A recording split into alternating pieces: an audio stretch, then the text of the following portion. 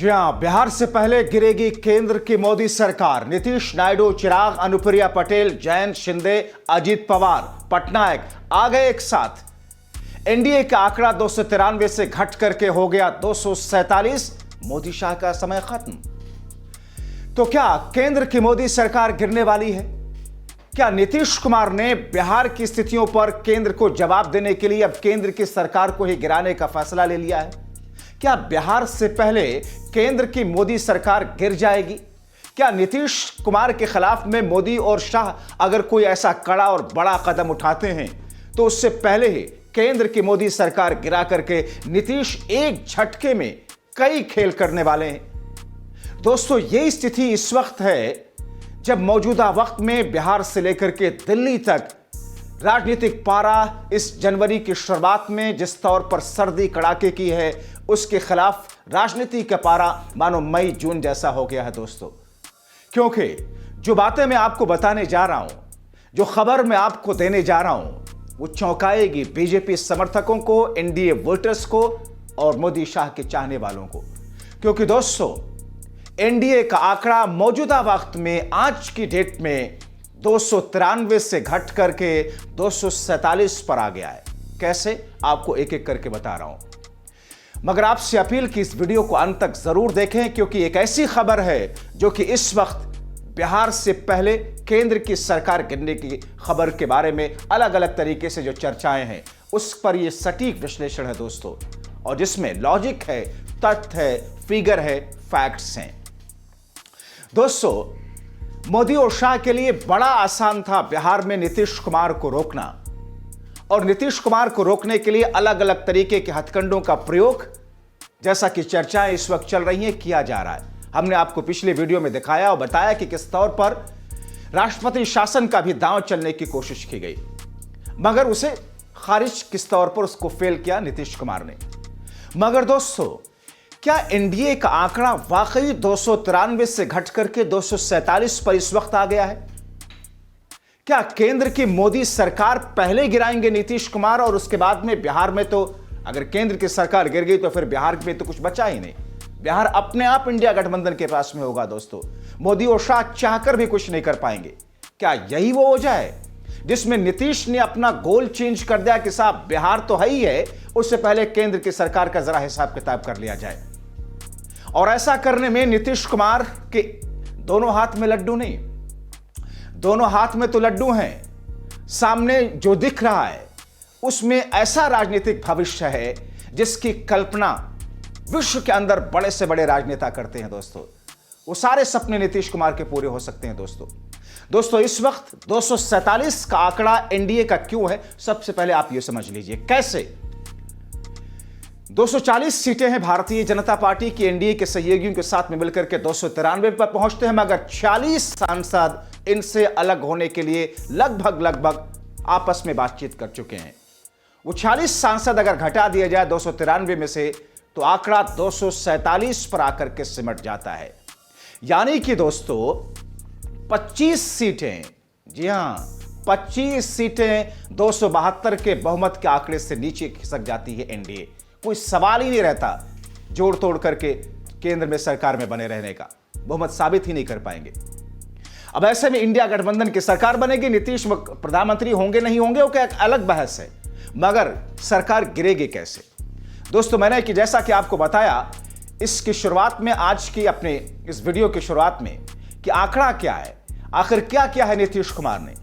नीतीश कुमार ने बिहार से पहले केंद्र की सरकार गिराने के लिए, और दोस्तों ये कोई हलवा नहीं था, ये कोई आसान काम नहीं है मोदी की सरकार को मौजूदा वक्त में गिराना। लोग भले कह रहे हो कि नीतीश नायडू आ जाए, सरकार गिर जाए, लेकिन उधर भी कड़ियां, उधर भी चीजों को जोड़ तोड़ करने, उधर भी खुद के दम पर अगले 2 साल में 272 तक पहुंचने, बीजेपी के 272 तक पहुंचने की पूरी बिसात बिछाई जा चुकी है पिछले कुछ महीनों से दोस्तों।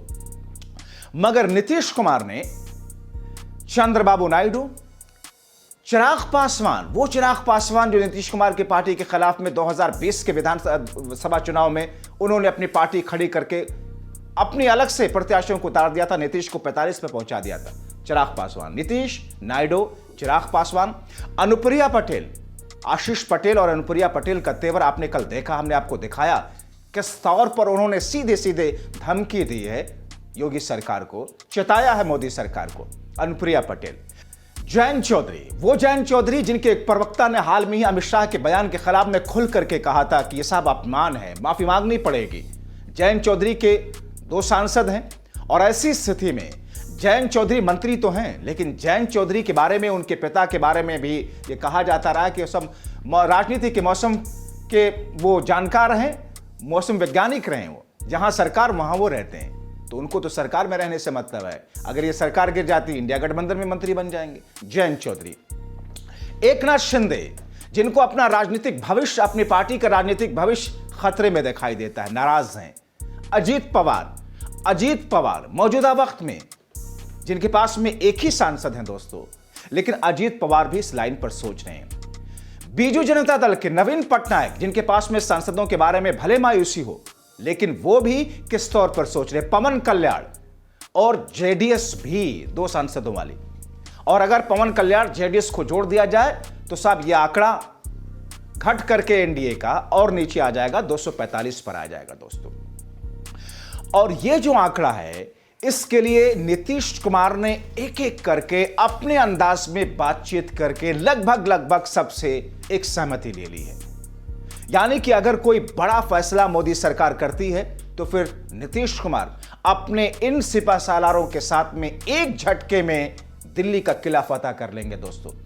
और आपको बताएं और मैं आपको दिखाऊं दोस्तों कि इसी बीच में नीतीश कुमार का 2 दिन पहले नीतीश कुमार की पार्टी की तरफ से एक पोस्टर जारी किया गया था दोस्तों, और उस पोस्टर में लिखा क्या था, नीतीश कुमार के फोटो लेकर के उस पोस्टर में लिखा गया था कि अब तक प्रदेश ने पहचाना, अब दिल्ली पहचानेगा दोस्तों। यह भारतीय जनता पार्टी को, केंद्र की मोदी सरकार को एक सांकेतिक मैसेज था, जिसमें लिखा गया था पोस्टर में, प्रदेश ने पहचाना है, अब दिल्ली भी पहचानेगा।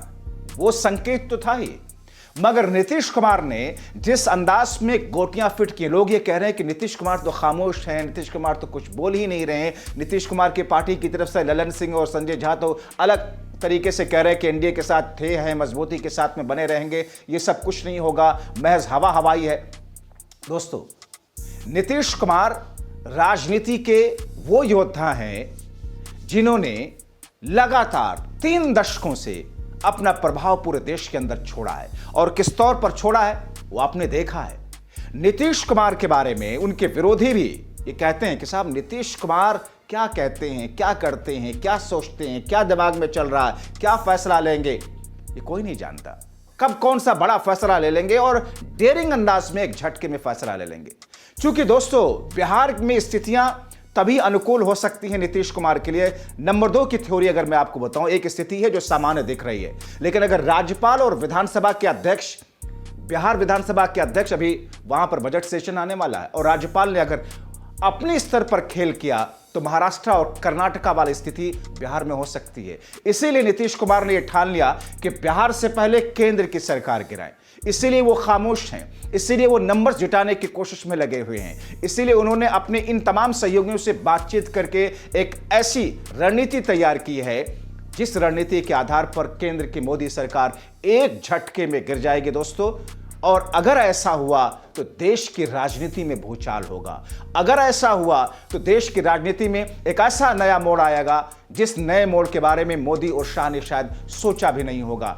आगे की स्थिति क्या बनेगी, उस स्थिति को लेकर के हम आपको पल पल अपडेट करते रहेंगे। मगर इस वीडियो के अंत में आपको मैं बताता चलूं कि नीतीश कुमार को हल्के में लेने की गलती मोदी और शाह अब नहीं कर रहे हैं दोस्तों। इसीलिए राष्ट्रपति शासन वाली जो चाल थी, उस चाल को, उस दांव को भी पीछे छोड़ दिया है। आगे आने वाले दिनों में जो स्थिति बनेगी उसको लेकर के मोदी शाह भी वेट एंड वॉच की कंडीशन में है, नीतीश कुमार भी वेट एंड वॉच की कंडीशन में है। लेकिन इतना तय है कि नीतीश कुमार ने गोटियां फिट कर ली हैं। अगर बिहार में ज्यादा कॉम्प्लिकेशन बढ़ाया गया मोदी शाह या राज्यपाल की तरफ से, विधानसभा के अध्यक्ष की तरफ से, या फिर जो कि जिनका झुकाव बीजेपी की तरफ है, या फिर चुनाव आयोग की तरफ से, क्योंकि चुनाव आयोग ही को चुनाव वहां कराना है, तो फिर ऐसी स्थिति में केंद्र की मोदी सरकार का गिरना तय है दोस्तों, फाइनल है। आप मेरी बात को, मेरे वर्ड्स को मार्क कीजिएगा, 3 जनवरी 2025 इंतजार कीजिए। फिलहाल अभी के लिए इस वीडियो में इतना ही। आपको वीडियो कैसा लगा अपनी राय कमेंट बॉक्स में जरूर लिखें। आप लाखों दर्शक जो हमें देखते हैं, सराहते हैं, आपसे अपील हमारे व्हाट्सएप चैनल को भी ज्वाइन करें, हमारे मेंबर बने। बहुत शुक्रिया।